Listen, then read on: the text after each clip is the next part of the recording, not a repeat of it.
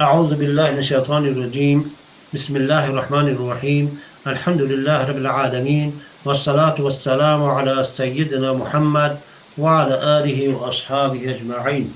اما بعد، خبر میدهد ما را سوره کریمه یوسف در قسم ششم از این قصه یوسف از رؤیا، یعنی از خواب خواطر کننده که دیده بود، آن خواب را پادشاه مصر در وقتی که یوسف علیه السلام در زندان بود و وزیرها و همکاران پادشاه عاجز و ناتوانی کردند از تفسیر و جواب این خواب پادشاه، ولیکن یوسف صدیق تفسیر و جواب درست داد این خواب را و بسیار خوش و خرسند شد پادشاه از این جواب و تعبیری که یوسف کرد و وادار ساخت این تعبیر پادشاه را با ملاقات و آخری یوسف، مگر اینکه یوسف علیه السلام نخواست این ملاقات و آخری پادشاه را مگر بعد اینکه خودی پادشاه اثبات و اعلام کند براءت و پاکدامنی یوسف را از آن تهمت زلیخا و زنها، و بعد از اینکه قبول کرد پادشاه درخواست یوسف را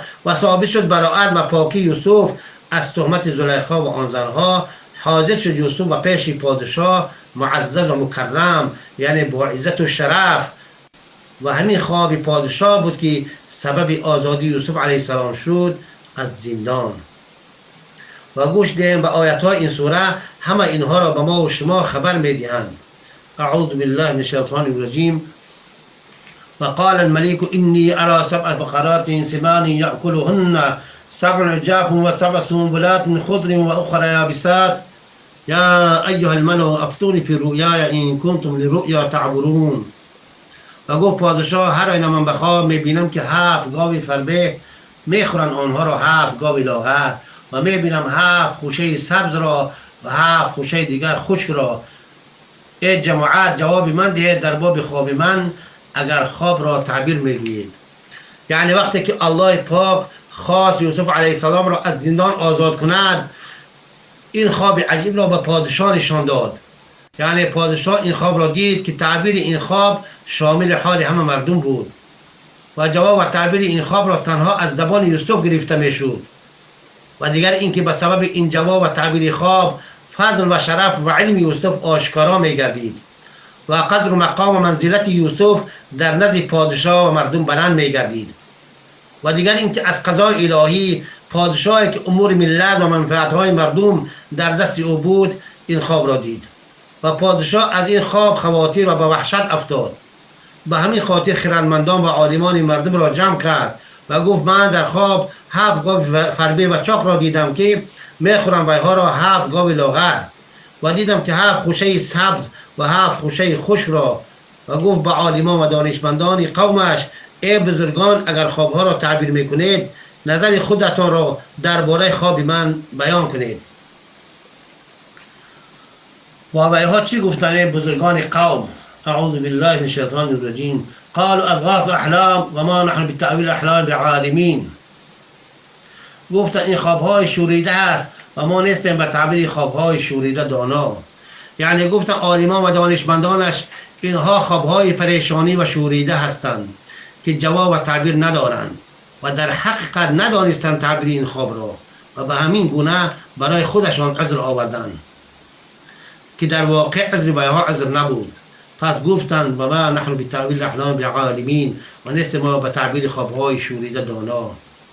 و ندانستن به ها تعبیر این خواب را از حکمت خالی نبود و پادشاه به این خواب دیدگیش خیلی اهمیت میداد و سخت و خواطر هم شده بود و بر عالمان و دانشمندان قومش عرضه کرد این خواب را و بیا همشان عاجز و درماندند.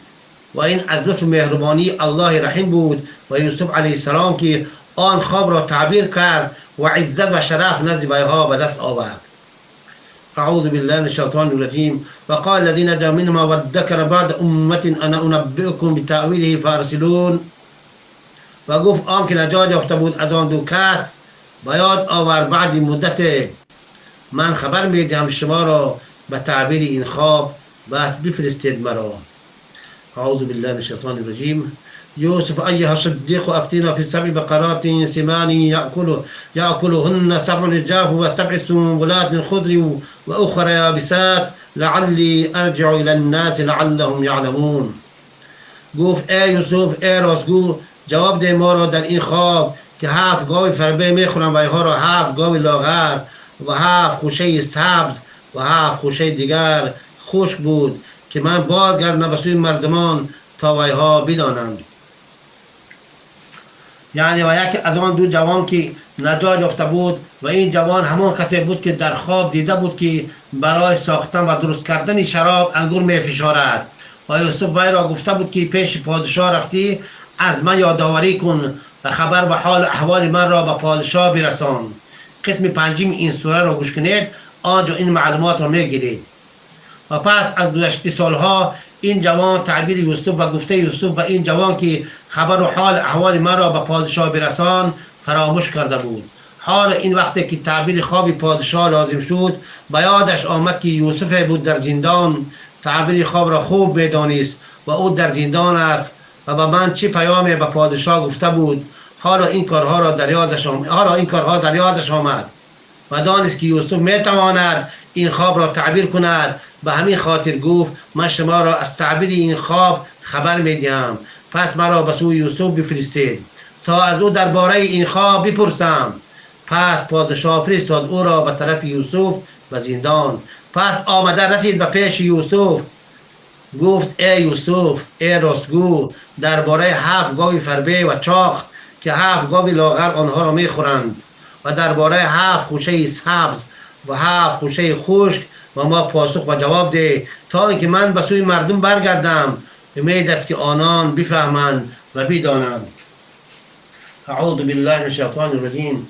قال تزرعون 7 سنين دأبا فما حصدتم فذروه في سنبله إلا قليلا مما تأكلون ثم يأتي من بعد ذلك 7 شداد يأكلن ما قدمت لهن إلا قليلا مما تحصنون ثم يأتي من بعد ذلك عام فيه يغاث الناس وفيه يعصرون. گفت یوسف زراعت کنید 7 سال پی در پی بر عادت خود، پس آنچه درویدید بگذاریدش در خوشه آن مگر اندک از آنچه بخورید.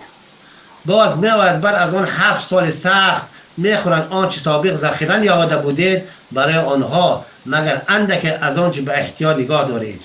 باز می آید بعد از آن سالی که در آن باران فرستاده شود بر مردمان و در او بفشارند انگور و غیره را. یعنی و گفت یوسف 7 سال پیاپی کشت زراعت کنید و آنچه را که از آن کشتزارها درو کردید در خوشه‌اش بگذارید چون بهتر باقی میماند و در این سالهای پرفیض و برکت به اندازه ضرورت و با اقتصاد خرج کنید و بخورید، یعنی کمتر بخورید و قسم زیادش را انبار و ذخیره کنید. بعد این 7 سال خوش و خرم 7 سال سخت و خشکی و قحطی می آید که همه آنچه را که ذخیره کردید اگرچه زیاد هم باشند مصرفشان میکنید در این سالهای خشکی و قحطی مگر اندک از آنچه که نگاه میدارید.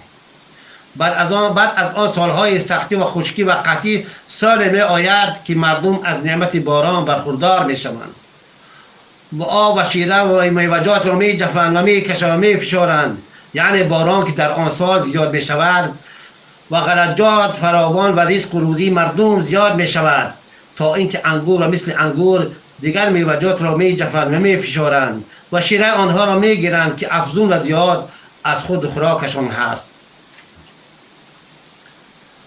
و وقتی که فرستاده پادشاه به نزد پادشاه و مردم برگشت و آنها را از تعبیر و جواب یوسف علیه السلام خبر داد تعجب کردند و بسیار خوشحال و خرسند شدند. و قسم 6 از این قصه یوسف در درس آینده دوام دارد.